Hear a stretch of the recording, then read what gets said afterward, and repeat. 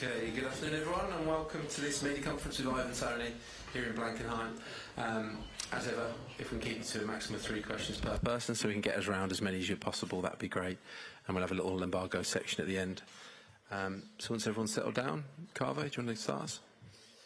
Ivan, first of all, the general consensus seems to be that England aren't playing very well, but you're through to the quarter-finals. What does that say about this group of players? Yeah, it shows the quality and the character we have in the group.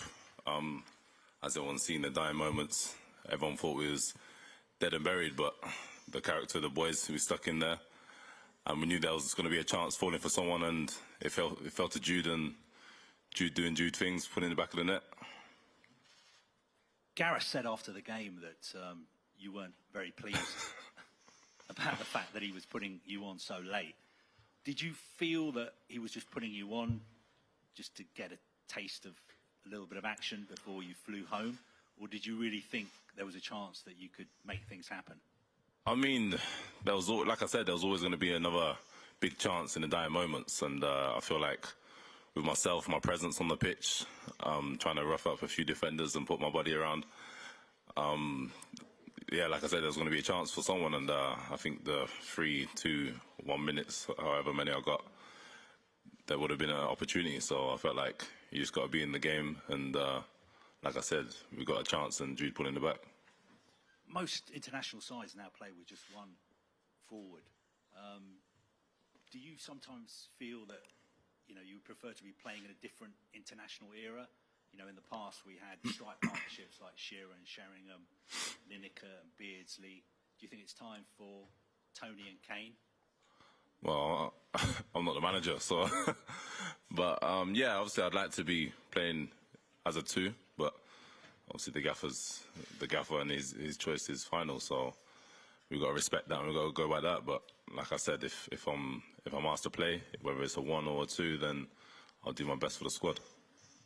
Alex. Hi, Ivan. After Gareth Southgate said you had the hump with him for bringing him on, he said you made up. So how did you make up?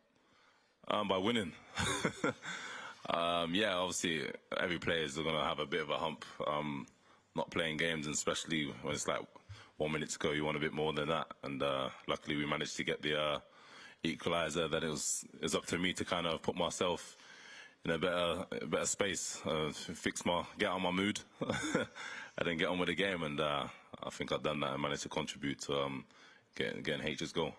You're a guy who's used to playing lots of minutes at your club with Brentford. What's it like being a player who hasn't played too regularly so far in this squad? What's the feeling amongst yourself and the other players? Yeah, it's always going to be tough. It's going to be tough for all of us because, like you said, most of us play week in, week out for our club, so it's always tough. But I mean, from the beginning of my career, I've gone down this route a few times as well, being a sub and waiting and being patient on coming on. So I guess I've got to do that again now, and hopefully when I get my opportunity, I can take it. Just then, what's the support been like from Gareth? He spoke really well when you were banned and couldn't play about the support that he was going to give you, and I believe he gave you a call. How has he been for you in your career? Yeah, it's been great. I mean, what goes on, things happen in life. You just got to get on with it, move forward, and yeah, the kind of person I am, I don't want people feeling sorry for me and too much putting their arm around me and saying things will be okay and this and that. I mean, I'm a grown man now. I take things on the chin and just move forward with it. So I'm here now, helping my country, and that's all I can look forward to. Hi, Ivan. You say, sort of rather modestly, that the ball fell to Jude, but I mean, you took the markers away, you pinned their 6. How much of that was something that you worked on, the set play, obviously from Kyle's throw and then the flick on? And how much of that is just your own instinct? I think, yeah, our own instinct. I feel like we do a lot of club football. If you can't get the ball, then affect someone else. Like take the defender in, and I managed to try and put my body around and do that. I feel like I dragged the defender away. Then, obviously, taking the credit away from Jude, he's got a lot to do there, and put the ball in the back of the net. But yeah, I think, like I said, create space for others. A run is not a wasted run, even if you don't get the ball. Your penalty record is remarkable, 13 out of 32. How much of that is technique and practice, and how much of that is just nerves? Yeah, personally, a lot on me. I like to practice all the time and try and just keep hitting the back of the net with penalties. So that's what I try and do in training, and yeah, just stay on top of it really. Okay, Hi, Ivan. Nice to see you again. Okay. When we spoke after the game the other day, you were very humble about your part in both of those goals. When you stepped on, I know you were in a mood with Gareth when you first get on. How did you get out of that immediately? Well, at club, there's a guy called Michael Caulfield. He's always talking about controlling your emotions, and I feel like in that moment it was time to control your emotions. Yes, I'm annoyed, but there's still 30 minutes of football to play, and you got to come out of that mood and focus. And I mean, there's a lot more to give. I felt for myself, so yeah, there's 30 minutes of football, and you got to play your part, and I managed to do that. How much do we all get a bit too obsessed maybe about starting positions? And Gareth always talks about finishers and that people know their roles. How's the game changed from your perspective, playing now for England as one of effectively those finishers? Yeah, I feel like yeah, with people call them substitutes, people like to call them finishers, and I think in a tournament like this, everybody's going to be needed. Whether it's just being around a squad and helping others and or coming on. So I think you just have to be ready, and it's going to take more than 11 players to win this tournament. And just finally, positions change a lot, and it felt like you played so many different formations toward the end. I spoke to you about 4-4-2, 3 at the back. Is it literally just a case of you know the next role to do depending on who's coming on, or you're just working it out there and then? Yeah, we know the next role, and like I've seen towards the end of the game, going into extra time, there was a lot of attacking players on the pitch, and we had to shuffle everyone about. Players playing in positions they don't normally play, but the quality of players we have are capable of doing that. So we had to have a reshuffle, and we got over the line in the end. Hi, Miguel Aquino for the Swiss TV. Murat Yakin, the coach, yesterday said he had big respect for England, but maybe he can feel in the Swiss team for the first time the opportunity to beat you. What is your answer, and how do you see this game? Yeah, it's going to be a tough game. There are some quality players, and they're a great side, and they're doing very well in this tournament at the moment. So full respect to them, but like we said, we can just concentrate on ourselves and concentrate on what we can do best, and hopefully the players in the starting 11 and the players coming on is more than enough to win the game. What kind of game do you expect? A big battle, a rough? Yeah, every game's going to be a battle, and like I said, they have quality players, so we just have to be up to the test and ready to work hard and be in for a fight, which I know the Swiss will put up. Hi, Ivan. There were some moments in extra time against Slovakia where you take the ball down, win a free kick, and you get a huge standing ovation from the England fans.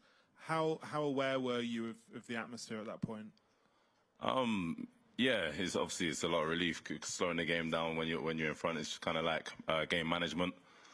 I brought my qualities into play. Obviously, hold the ball up and get us up the pitch. So, like I said, everybody's got a part to play, whether it's 1 minute or 30 minutes. So you have to be ready to do that. And how much did you and the lads sense that all the England fans were behind you at that point in the game? Yeah, well, you heard the noise. The atmosphere was top, and I think they played their part in getting us over the line. And finally, have the dramatic circumstances of the Slovakia win, has that changed the mood in the camp over the last few days? A little bit, but we take game at a time. The mood's obviously still high. It's always been high. Everybody's full of confidence, and hopefully we can take the momentum into the next game. Thanks, Jack. We'll go with James Holly next. Hi, Ivan. Just following on from that, really. Just, obviously the late equaliser, it came so late in the game. Does that give you, as a group, confidence that, if you go behind against Switzerland, you can pull it out right to the end? It's sort of never give up kind of spirit. Well, yeah, the plan is not to go behind in the first place. But if we do, then yeah, I think the character the boys have shown throughout their career, let alone this tournament, that we've all been there before, and we all know what it takes to come out of that. So we just got to keep going for 90+ minutes, and hopefully we can pull it off. And can you tell us, have you done any shape work in training as a two? Have you trained that way at all, or is it all just with one up front? Well, we more concentrate on the opposition that we're coming up against, so we just kind of do them kind of movements and repetitions of them. Do you think it might be something we could see?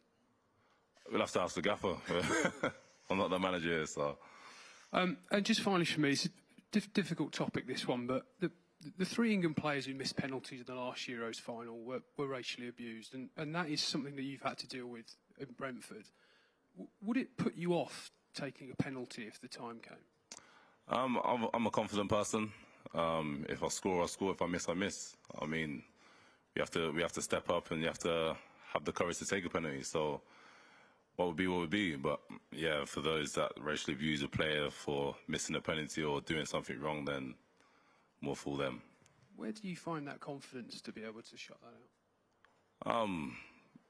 I think it's within the people around you, and I think the manager puts his trust into you. So it's kind of everyone around you, really. Thank you. Thanks, James. We'll start walking towards the back there, and then to the... Hi, Evan. I know your game time has been limited, but do you feel like as a player you've grown just by being around the camp at a major tournament like this?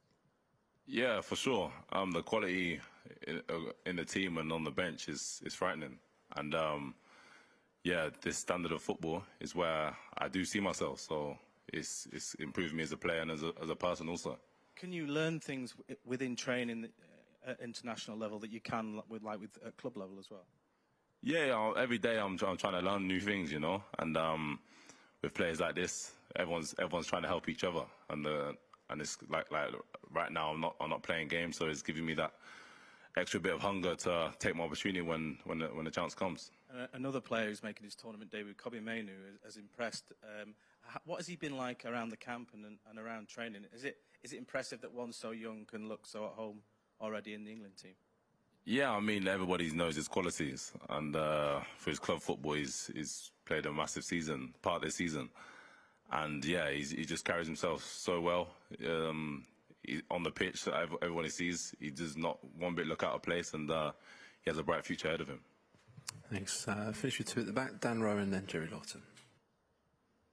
Cheers, Andy. Hi, Ivan. Do you think England deserve a little bit more credit and respect for how they've played at this tournament? There's been criticism. For example, the manager got a bit of booing after the Slovenia goalless draw, cups thrown at him, and yet here you are, you're 2 wins away from a first ever final in a major tournament overseas. So do you think they've been a bit harshly treated? Because I guess there's a sort of expectation that surrounds this team now. Is that the issue? Yeah, that's always going to be expectation, and there's a lot of people that's always going to have their opinion, and they're entitled to it.